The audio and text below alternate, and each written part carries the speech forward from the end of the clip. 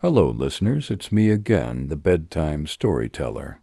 Have a relaxing evening. Next up, I'm going to be talking about Chapter 12 of Season 1 of The Candle in the Tomb. Lonning suddenly thought of something, and lying on the stone wall, shouted to me, "Comrade August Who, a grenade." The rest of the people thought at the same time, yes, we still have a grenade left. Has not been used. At the moment is loaded in the big man's armed belt. Chinese-made standard wooden handle grenades are waterproof.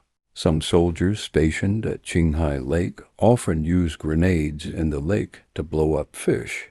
Just now, although all the people fell into the water, but the grenade should not be damp.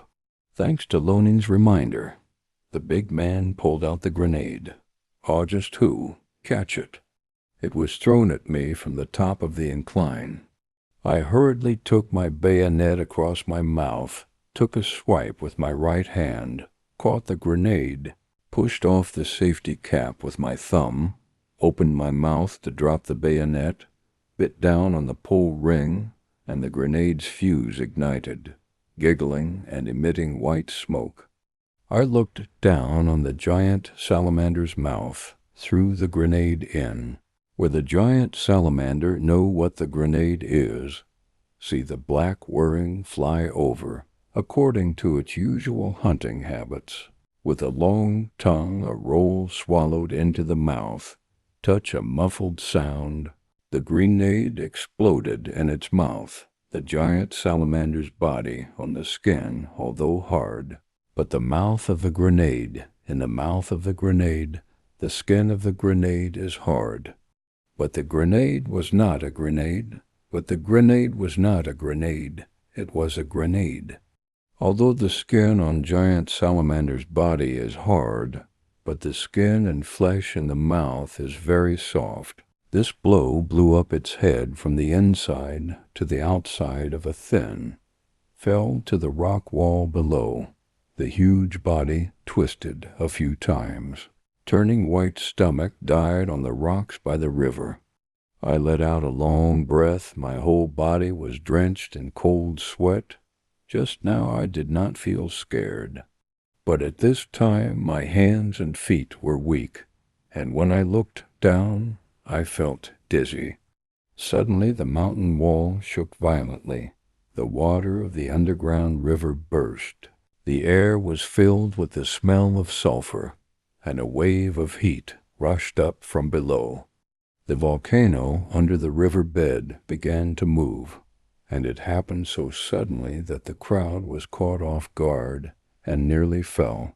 Scrambling up a gentle slope, they sat down to catch a few breaths and were shocked to see that the underground vibrations were getting more and more violent, and that the wall of volcanic rock could collapse at any time.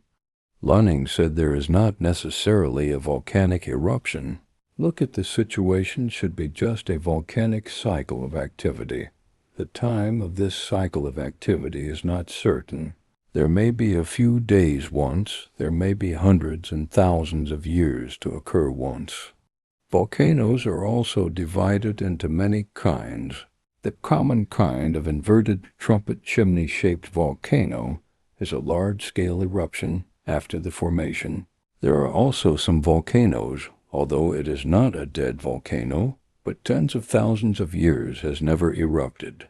It has been deeply buried in the ground, and occasionally vibrations will occur. But no matter how many years it is active once, we are considered to be unlucky, just in time. I wanted to follow the underground river to find the exit, but the river below is boiling. Go down to become a pot of boiled dumplings.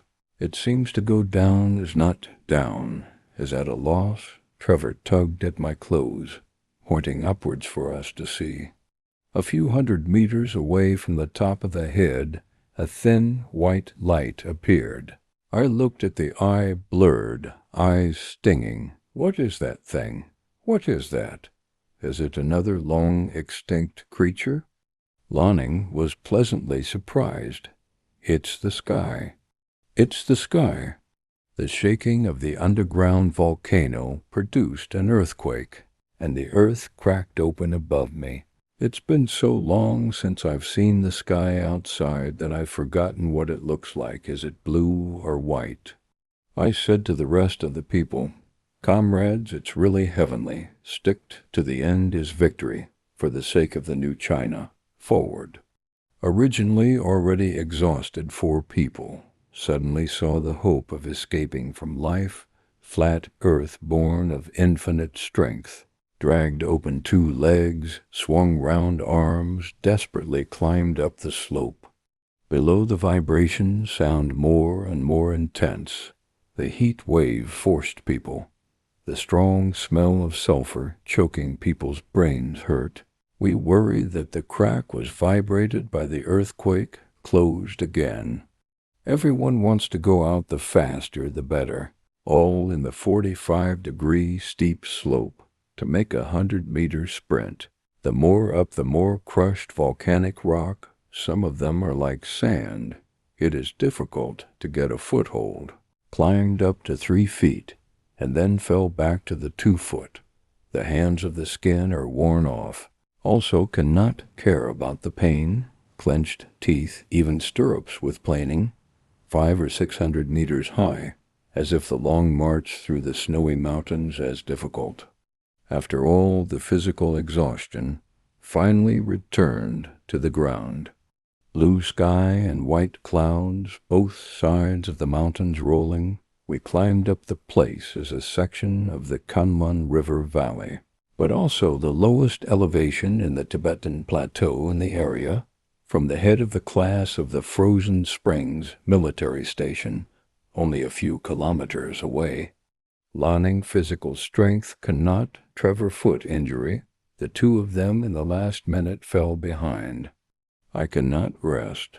Rushed and the big man to the 2 people on the body of the armed belt, load-bearing belt, strung together, hanging down so that loaning them to pull.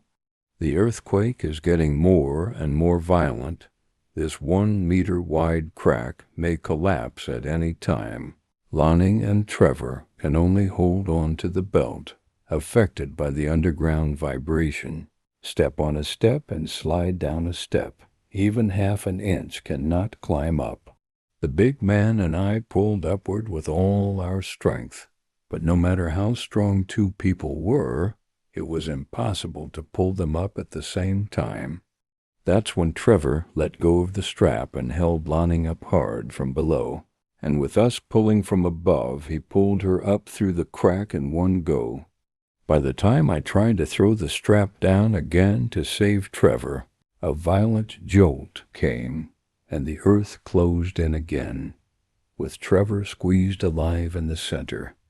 At a low temperature of 20 degrees below zero, our coats and hats had long since disappeared, and the 3 of us forgot about the cold and, wearing only thin clothes, cried as we dug futilely with our hands and bayonets into the sand and gravel of the ground. 3 days later I was lying in a bed in the military hospital, and the chief of staff of the military region shook my hand in cordial sympathy. "Comrade August Hu, you've behaved bravely this time, and on behalf of the military committee, I would like to congratulate you on the courageous way you've behaved. On behalf of the military committee, I would like to express my condolences to you and hope that you will recover soon and make new achievements on the road to revolution. How is it? Are you feeling okay now?" I replied, "Thank you for your concern. I wanted to say I was fine, but when I thought of my comrades who had left me forever, Sean, Trevor, the instructor, and the second squad leader, I couldn't get the word fine out of my mouth, and I couldn't get it out. I couldn't say it.